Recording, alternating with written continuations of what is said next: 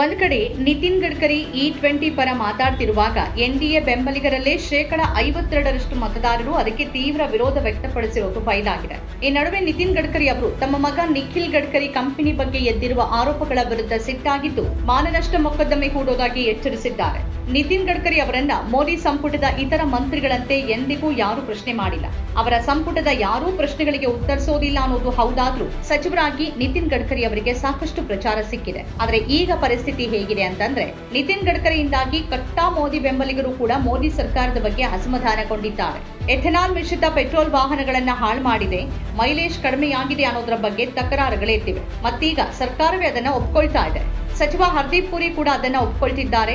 ಇದಲ್ಲದೆ ಮೆಕ್ಯಾನಿಕ್ಗಳು ವಾಹನಗಳ ಬಗ್ಗೆ ದೂರುಗಳನ್ನ ವರದಿ ಮಾಡಿದ್ದಾರೆ. ಜನ ಲಕ್ಷಾಂತರ ರೂಪಾಯಿ ಮೌಲ್ಯದ ಕಾರುಗಳು ಮತ್ತು ಬೈಕ್ಗಳನ್ನ ಖರೀದಿ ಮಾಡ್ತಾರೆ. ಹಾಗಿರುವಾಗ ಈ ಎಥೆನಾಲ್ ಮಿಶ್ರಿತ ಇಂಧನ ಅದರ ಹಾನಿಗೆ ಕಾರಣ ಆದ್ರೆ ಎಷ್ಟೇ ದೊಡ್ಡ ಮೋದಿ ಬೆಂಬಲಿಗರಾಗಿದ್ರೂ ಅವರು ಸುಮ್ಮನಿರೋದಿಲ್ಲ. ಜನರ ಈಗಿನ ಅಸಮಾಧಾನದಿಂದ ಇದು ಸ್ಪಷ್ಟವಾಗಿದೆ. ಈ ಮಧ್ಯೆ ಗಡ್ಕರಿ ಕಠಿಣ ಪ್ರಶ್ನೆಗಳಿಂದ ತುಂಬಾ ಅಸಮಾಧಾನಗೊಂಡಿದ್ದಾರೆ. ಮತ್ತವರು FIR ದಾಖಲಿಸೋದಾಗಿ ಬೆದರಿಕೆ ಹಾಕ್ತಿದ್ದಾರೆ.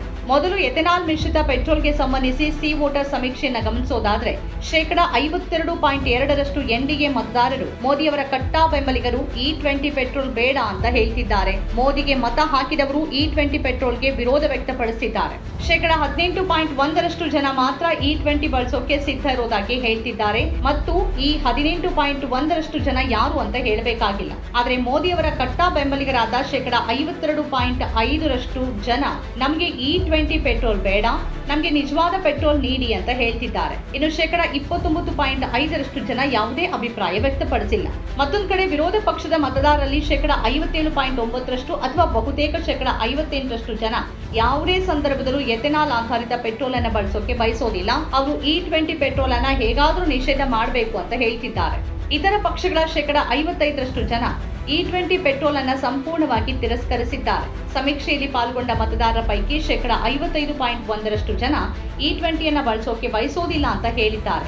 ಎನ್ಡಿಎ ಮತದಾರರೇ ಈಗ E20 ಪೆಟ್ರೋಲ್ನಿಂದ ನಮ್ಮನ್ನ ಮುಕ್ತಗೊಳಿಸಿ ಅಂತ ಕೇಳ್ತಿದ್ದಾರೆ. ಹಾಗಾದ್ರೆ E20 ಪೆಟ್ರೋಲ್ ಬಗ್ಗೆ ಜನರಲ್ಲಿ ಎಷ್ಟು ಕೋಪ ಇದೆ ಅಂತ ಪ್ರಧಾನಿಗೆ ತಿಳಿದಿಲ್ವಾ? ಇದು ವಾಸ್ತವವಾಗಿ ಜನರ ಜೈಬಿನ ಮೇಲೆ ಪರಿಣಾಮ ಬೀರತ್ತೆ. ಜನ ಈಗ ಸಾಮಾಜಿಕ ಮಾಧ್ಯಮದಲ್ಲಿ ಅಂತಹ ಉದಾಹರಣೆಗಳನ್ನ ಹಂಚಿಕೊಳ್ತಿದ್ದಾರೆ. ಇದೆಲ್ಲದರ ಬಗ್ಗೆ ಕೇಳಲಾಗುವ ಪ್ರಶ್ನೆಗಳಿಂದ ಗಡ್ಕರಿ ಕೋಪಗೊಂಡಿದ್ದಾರೆ ಮತ್ತು ಈಗ ನೇರವಾಗಿ FIR ದಾಖಲಿಸೋದಾಗಿ ಬೆದರಿಕೆ ಹಾಕ್ತಿದ್ದಾರೆ. ಅವರು ಮಾನನಷ್ಟ ಮೊಕದ್ದಮೆ ಹೂಡೋದಾಗಿ ಬೆದರಿಕೆ ಹಾಕ್ತಿದ್ದಾರೆ. ABP ನ್ಯೂಸ್ ಜೊತೆಗಿನ ನಿತಿನ್ ಗಡ್ಕರಿ ಅವರ ಸಂದರ್ಶನ ಸಾಮಾಜಿಕ ಮಾಧ್ಯಮದಲ್ಲಿ ವೈರಲ್ ಆಗ್ತಿದೆ. ಆ ಸಂದರ್ಶನದಲ್ಲಿ ಗಡ್ಕರಿ ಅವರು E20 ಪೆಟ್ರೋಲ್ ಬಗ್ಗೆ ಎಲ್ರಿಗೂ ಮನವರಿಕೆಯಾಗುವ ಉತ್ತರ ನೀಡೋಕೆ ಸಾಧ್ಯವಾಗಲಿಲ್ಲ. ಅವರಿಗೆ ಪ್ರಶ್ನೆ ಕೇಳಿದ ಪತ್ರಕರ್ತೆ, ನನ್ನ ಕಾರಿನ ಮೈಲೇಜ್ ಕಡಿಮೆಯಾಗಿದೆ ಅಂತ ಕೇಳಿದಾಗ ನಿಮ್ಮ ಕಾರಿನ ಮೈಲೇಜ್ ನಿಮಗೆ ಹೇಗೆ ಗೊತ್ತು ಅಂತ ಗಡ್ಕರಿ ಪ್ರಶ್ನೆ ಹಾಕಿದ್ದಾರೆ. ಅದನ್ನ ಅಳೆಯಲು ಸರ್ವಿಸ್ ಸೆಂಟರ್ನಲ್ಲಿ ಅಲ್ಲಿ ಒಂದು ಯಂತ್ರ ಇರುತ್ತೆ. ಕಾರುಗಳಲ್ಲಿರುವ ಮೈಲೇಜ್ ಮೀಟರ್ ತಪ್ಪು ಅಂತ ಗಡ್ಕರಿ ಹೇಳಿದ್ದಾರೆ. ಕಾರು ಉತ್ಪಾದನಾ ಕಂಪನಿಗಳು ನಮ್ಮನ್ನ ಮರಳು ಮಾಡ್ತಿವೆ ಮತ್ತು ಮೋಸ ಮಾಡ್ತಿವೆ. ಅವು ತೋರಿಸ್ತಿರುವ ಮೀಟರ್ ಅಸ್ತಿತ್ವದಲ್ಲಿಲ್ಲ ಅಂತ ಗಡ್ಕರಿ ಹೇಳ್ತಾರೆ. ನೀವದನ್ನ ಮರೆಯಲ್ಲೂ ಪರಿಶೀಲಿಸೋಕೆ ಸಾಧ್ಯ ಇಲ್ಲ, ಸರ್ವಿಸ್ ಸೆಂಟರ್ನಲ್ಲೇ ನೋಡಬೇಕು ಎಂದಿದ್ದಾರೆ.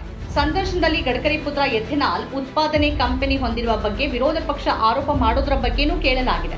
ಅದಕ್ಕೆ ಗಡ್ಕರಿ ಕೋಪದಿಂದ, ನಾನು ಈ ವಿಷಯದ ಬಗ್ಗೆ ಹಿಂದೆ ಪದೇ ಪದೇ ಮಾತಾಡಿದ್ದೀನಿ, ಮತ್ತೆ ಅಂತಹ ಆರೋಪಗಳು ನನ್ನ ವಿರುದ್ಧ ಬಂದ್ರೆ ನಾನು FIR ಅನ್ನ ದಾಖಲಿಸಿ ಮಾನನಷ್ಟ ಮೊಕದ್ದಮೆ ಹೂಡ್ತೇನೆ ಅಂತ ಹೇಳಿದ್ದಾರೆ. ಅಂದ್ರೆ ಆಡಳಿತ ಪಕ್ಷವನ್ನ ಯಾವುದೇ ವಿಷಯದ ಬಗ್ಗೆ ಪ್ರಶ್ನೆ ಮಾಡಿದ್ರೆ ಅವರು FIR ದಾಖಲಿಸುವ ಬೆದರಿಕೆ ಹಾಕೋ ವಿಚಿತ್ರ ಸನ್ನಿವೇಶವನ್ನ ನೋಡ್ತಿದೀವಿ.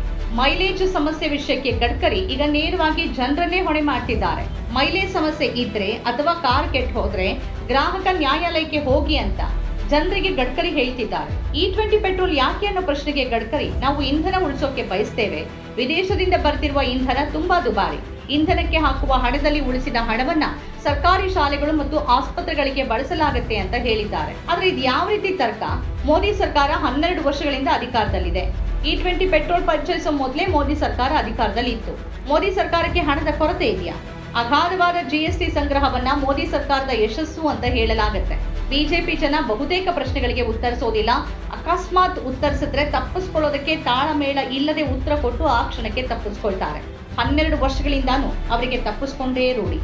ನಮ್ಮ ಕಾರ್ಯಕ್ರಮಗಳನ್ನು ನೀವು ನೋಡ್ತಾ ಇದ್ರೆ ನಮ್ಮ ಚಾನೆಲ್ ಅನ್ನ ಸಬ್ಸ್ಕ್ರೈಬ್ ಮಾಡಿ, ಪಕ್ಕದ ಬೆಲ್ ಐಕಾನ್ ಒತ್ತಿ ನಮ್ಮನ್ನ ಬೆಂಬಲಿಸಿ.